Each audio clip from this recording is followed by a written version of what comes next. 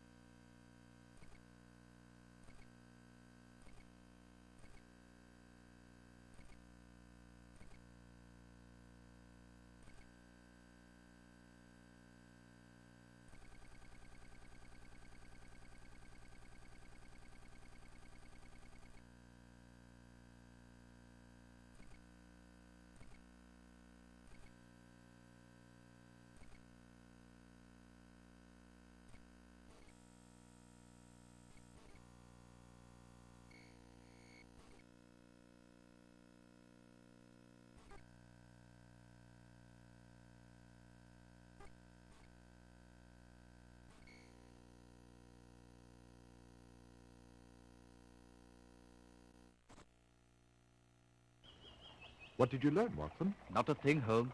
You learned nothing? Don't get testy, Holmes. There wasn't anyone about. My humble apologies, Watson.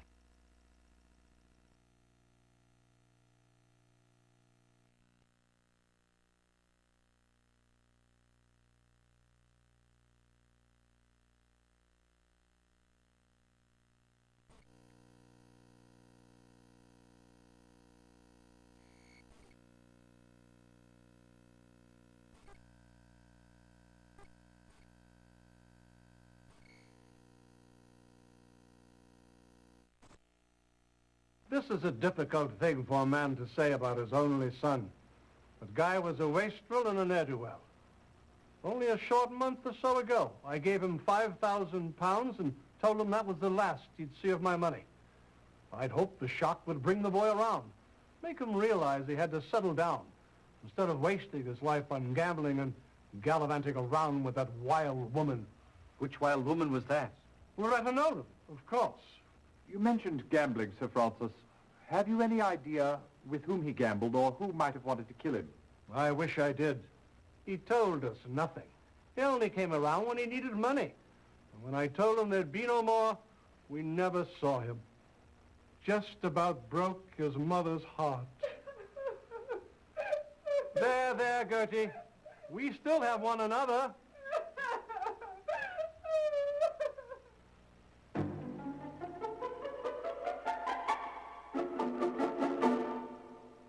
I've something you ought to know about Master Guy. One morning, rather early, about 4 or 5 weeks ago, I heard a terrible clatter downstairs, so I came down to investigate. It was Master Guy just coming home. He was in a terrible state, all battered and bruised, with a fresh cut on his forehead. I asked him who did it to him, and he wouldn't say. I think he was afraid for his life.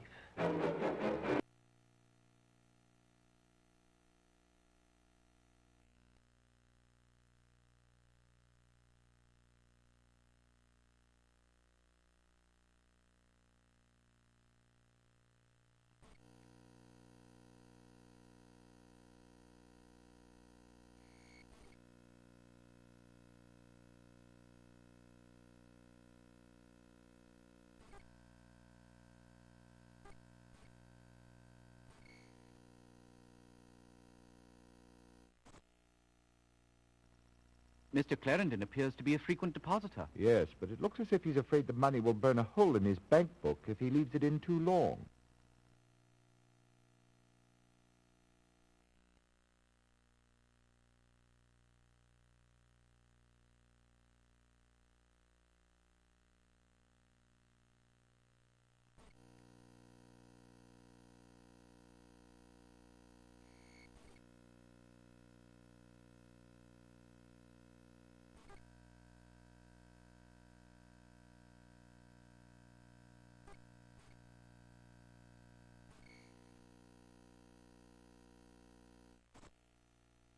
So, sorry to have kept you waiting, gentlemen. I assume you are inquiring about the Nolan girls. Yes, we are. How long have you been their solicitor, Mr. Davenport? Actually, in practice, I am serving that function only for Francis. Loretta has not sought a word of my advice since she came of age and was able legally to get her hands on her trust fund. Had Loretta the presence of mind to follow my good counsel, I'm certain she would be in a far better financial situation today. Do you recall a meeting with Miss Francis last month when she blacked out? Well, I did have a very odd meeting with both Miss Francis and Miss Loretta several weeks ago. How so? Well, I wouldn't say she blacked out as such, but she did leave rather unexpectedly. We were in the middle of our discussion when I was called out of the office. I was gone not more than 20 minutes. When I returned, Miss Francis had a very strange look in her eyes. She mumbled something and promptly left. Miss Loretta laughed that very disturbing laugh of hers and departed as well.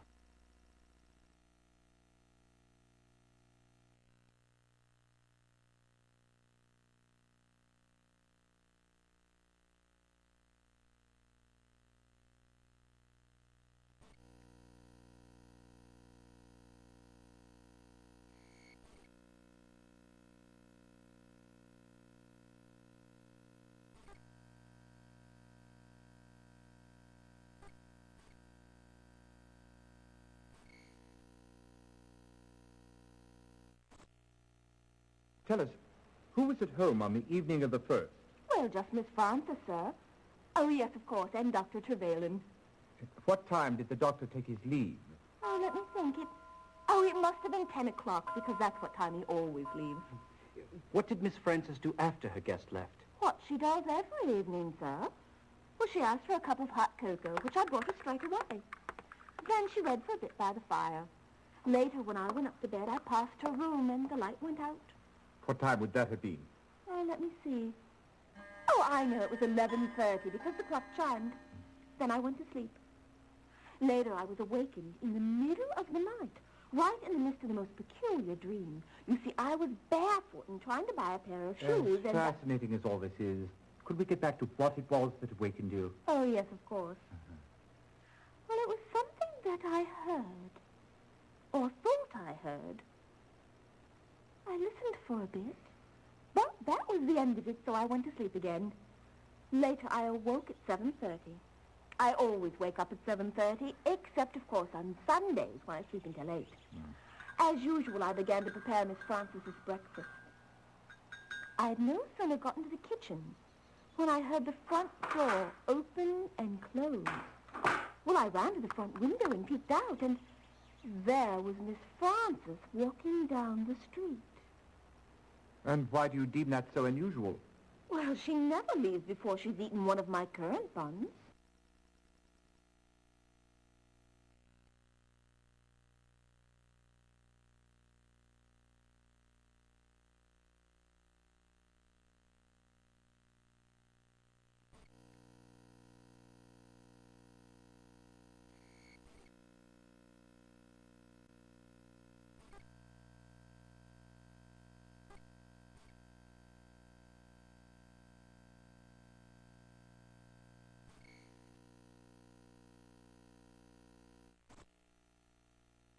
I understand that Wilfred Robards is considering taking Miss Nolan's case. He might be able to help you. If you'd like, I can arrange an interview with Frances Nolan. She's being held downstairs, you know.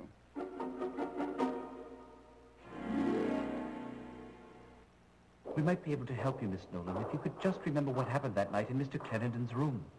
Well, that's just the trouble. I can't remember anything except seeing Guy's body across the room and the pistol in my hand. Where did you get the pistol?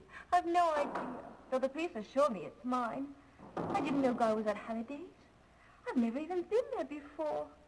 And why would I shoot him anyway? We loved each other. There, Miss Nolan. Stiff upper lip. Thank you. Miss Nolan, what is the last thing you remember before the room at Halliday's? Oh, hot cocoa in bed. I beg your pardon? Oh, well, every night before I retire, my maid, Grace, brings me a cup of hot cocoa. How nice. Yes. And before that? Well, before that, I dine with Dr. Trevelyan, as I do every Sunday evening. My sister, Loretta, is under his care. The doctor and I have become good friends over the years. He left at 10 o'clock, as he always does.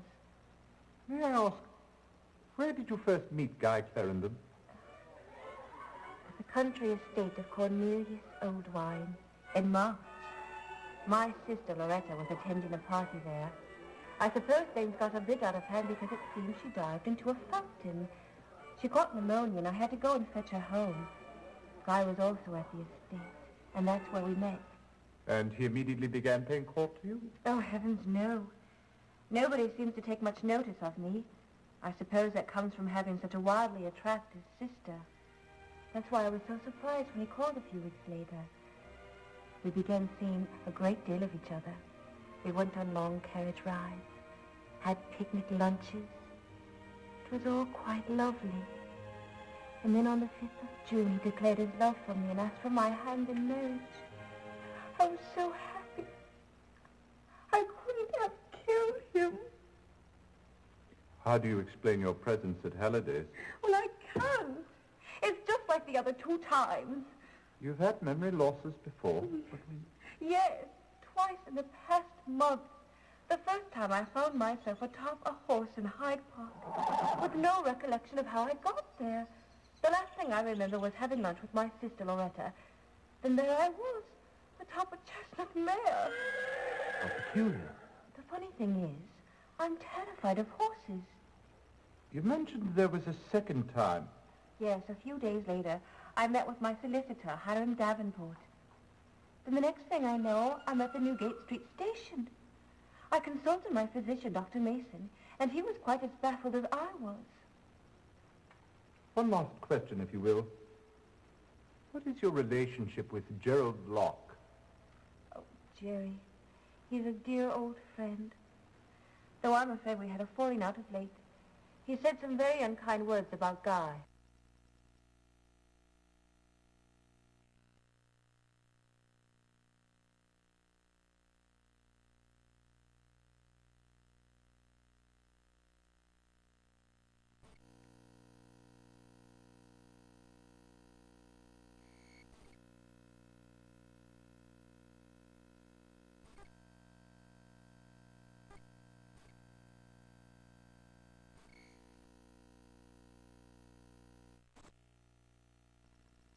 Clarendon, poor chap. He arrived on the 29th day of May and was given a front room on the 3rd floor. 2 days later, he asked to be moved to suite 205. To your knowledge, did he have any visitors? Only 2 that I'm aware of. One was a most disagreeable fellow. He was rather large, had a thick walrus moustache, and a very prominent scar down his cheek. He arrived on the 1st of June, the very day of Mr. Clarendon's move. He simply came in, sat down in the lobby, and waited. 20 minutes or so later, Mr. Clarendon came down from his room. The big man yanked him aside. I was about to send for a bobby when Mr. Clarendon signed me that all was well. After a few minutes, they left together. I never saw the man again. His other visitor, who came by quite frequently, was a most striking woman. She was quite fashionably dressed. She had a most distinctive laugh, very full and deep. I've no idea who she was. Please, tell us about the morning of July 2nd. It was about 9 o'clock when a woman entered. She was rather plain-looking, and I wouldn't have noticed her, except for the fact that she came in the front door, looking neither left nor right, and proceeded directly up the staircase. It couldn't have been more than 30 seconds later when I heard a bang, followed by a woman's scream. I dashed upstairs to the 2nd floor. The door to room 205 was open. Inside, I found the body of Mr. Clarendon and the woman who'd just come out. She was lying in a swoon in the center of the room with a pistol in her hand. I revived her with some whiskey. When she came to, she was totally disoriented. She had no idea where she was or what she'd done. When she saw Clarendon's body, she let out a shriek and dropped the pistol. I summoned the police. Tell me, at what hour are the hotel's front doors locked? 10 o'clock, sir. Anyone who arrives after that has to be let in by the night staff. Of course, Mr. Clarendon was never one of those. He was always in his room before 10. May we see his room?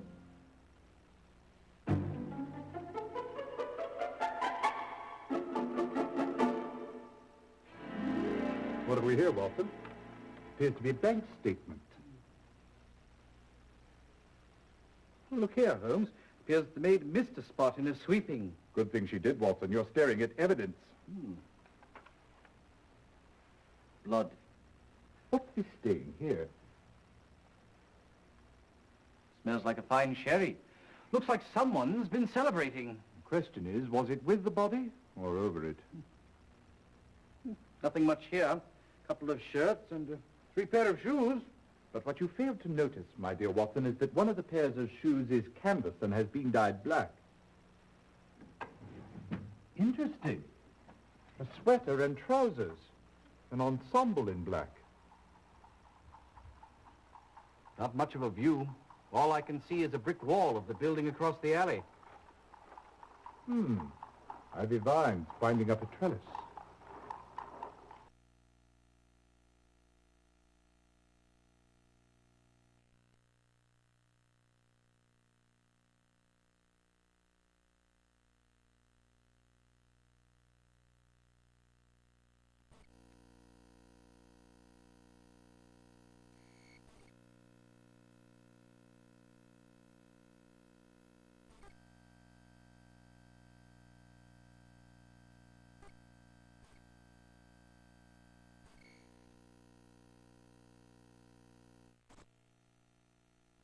Sure, I remember Clarendon.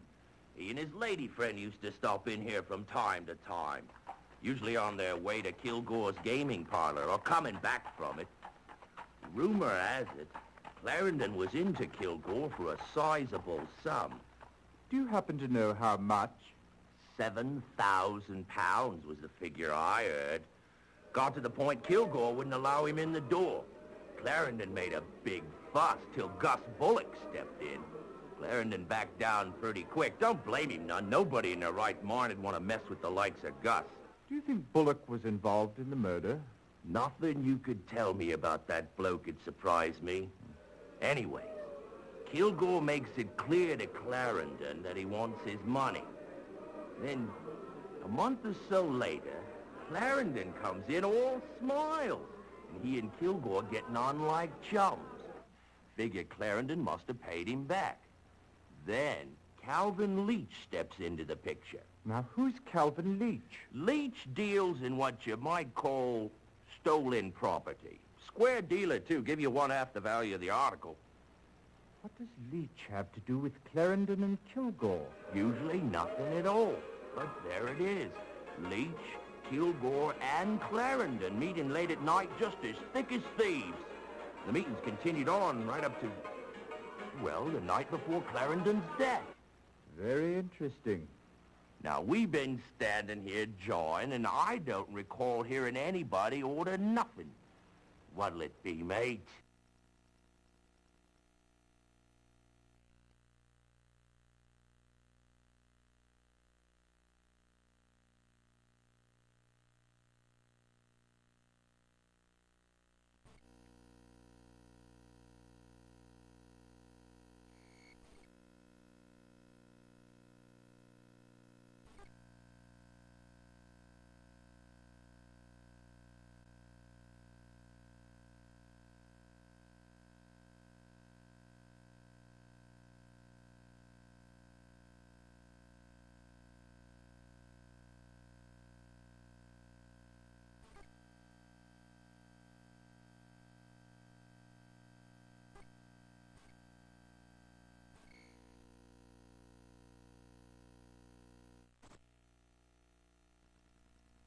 Do you remember a woman who came in recently and purchased a Derringer? Oh, matter of fact, I do, sir. We don't get women in here very often, especially not alone. And I particularly remember that one because she was so pretty and she looked like she really knew how to have a good time, if you'll pardon the expression. Do you remember her name? I should say I do. She repeated it twice whilst I was filling out the order form.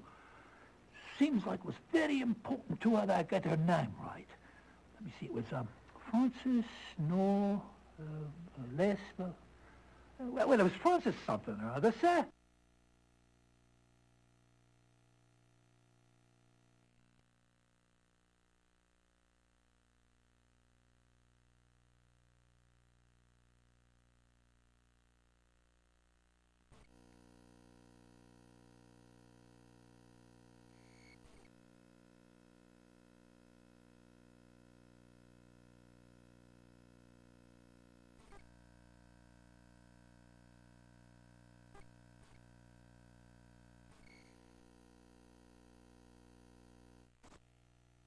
Doctor, we understand that you dined with Frances Nolan on the evening of July 1st. Yes, that is correct. We dine every Sunday.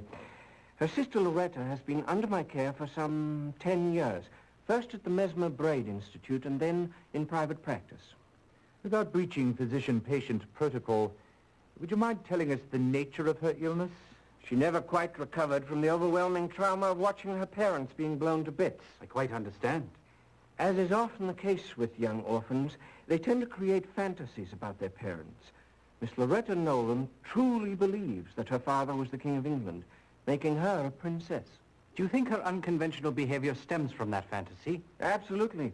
As a princess, she believes she can do no wrong. I must say that she's worlds apart from her sister Frances. Do you know Frances Nolan well? Yes, rather.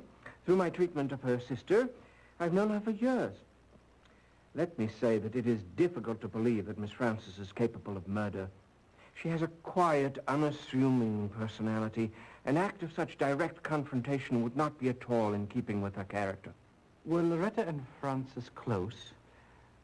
I know without a doubt that Miss Frances loves and cares for her sister almost as a parent would a child. Miss Loretta, well, she loves her sister as much as she is capable of love.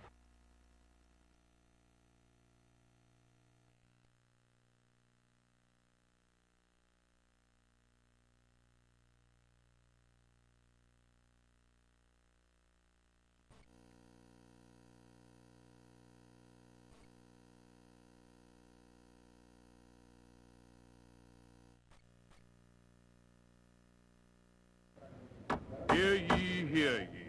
The Queen's Court stands in session. Mr. Holmes, I understand you've been looking into the murder of Guy Clarendon. That is correct, my lord. Would you be so kind as to tell the court who killed Mr. Clarendon? Please choose from either your notebook or directory, Mr. Holmes. Certainly, my lord.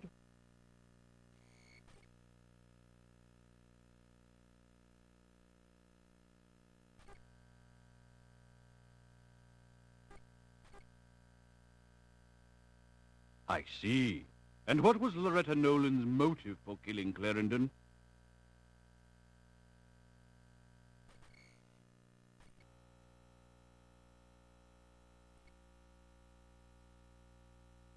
Ah, greed. Pure and simple. Now, have you determined why Francis Nolan went to Halliday's? I have, my lord. Please inform the court.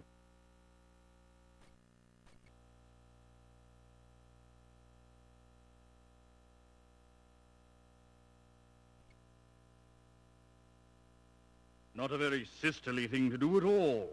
Is there anything else you wish to report to the court? Yes, my lord. I believe we've also solved the case of the society burglar. You don't say. Who is the guilty party? Remember, we may choose from either the notebook or the directory. I believe we are already aware of that, Watson.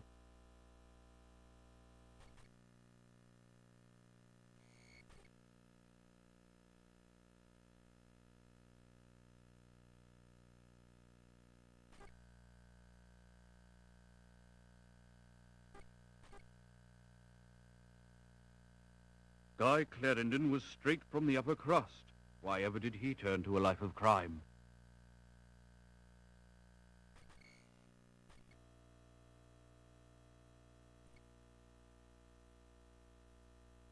Congratulations, gentlemen. This was a difficult case. On the contrary, my lord, it was elementary. That's what you think. Nonetheless, the good people of London are forever in your debt. We thank you. My pleasure, my lord.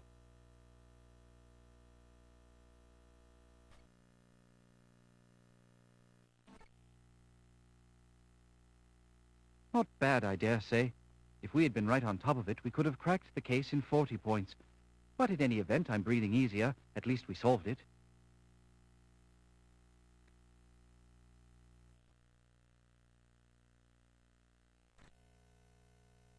Well, Watson, we should be very pleased with ourselves on this one. Yes, indeed, Holmes. 2 cases solved for Scotland Yard, though I doubt that Lestrade will consider himself in our debt. 2? Yes, indeed. First, the society burglar. Clarendon was £7,000 in debt to the gambler Kilgore. Unfortunately, he was in his father's bad graces and he was flat broke. Do you suppose Kilgore sent Bullock around to rough Clarendon up? Good deduction, Watson, you're learning. That's why he moved into Halliday's, to escape Gus Bullock. And to pay off his debts, he took to burglary. Right you are. He acquired a black sweater, trousers, and a pair of black canvas shoes so as not to be seen or heard in the dead of night. He chose victims of his own class, whose social comings and goings he knew well, and whose homes he'd visited often. I still don't understand why, after he'd settled in at Halliday's, he changed rooms. Elementary, my dear Watson. To be at the back of the hotel with a vine-covered trellis conveniently leading in and out of his bedroom window. Quite so. Positively clever of you. May I continue? Oh, please do.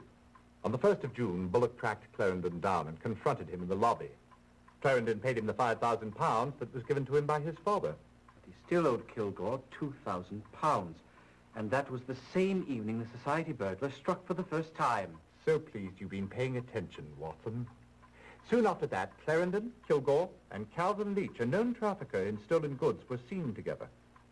Notice, if you will, that 1/2 the value of the first 3 society burglaries is equal to £2,000. Half the value being the price normally paid by Calvin Leach for stolen goods. Notice also that this same amount is equal to the balance of Clarendon's debt to Kilgore. Fascinating. So with his new vocation, Clarendon now had an easy source of income.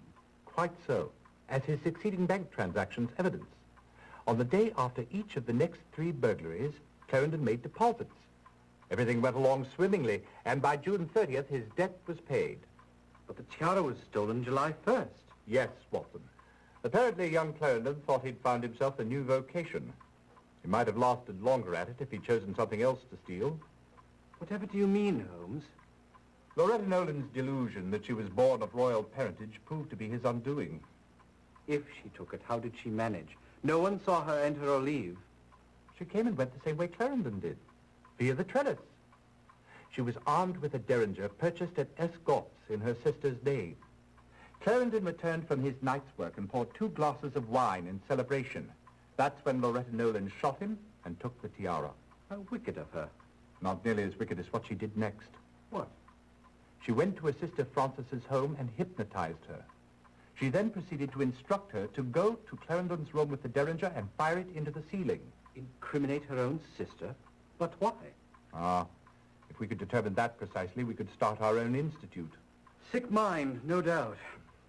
But tell me, Holmes, how did Clarendon know the precise locations of each of his victims' jewels? Excellent question, Watson.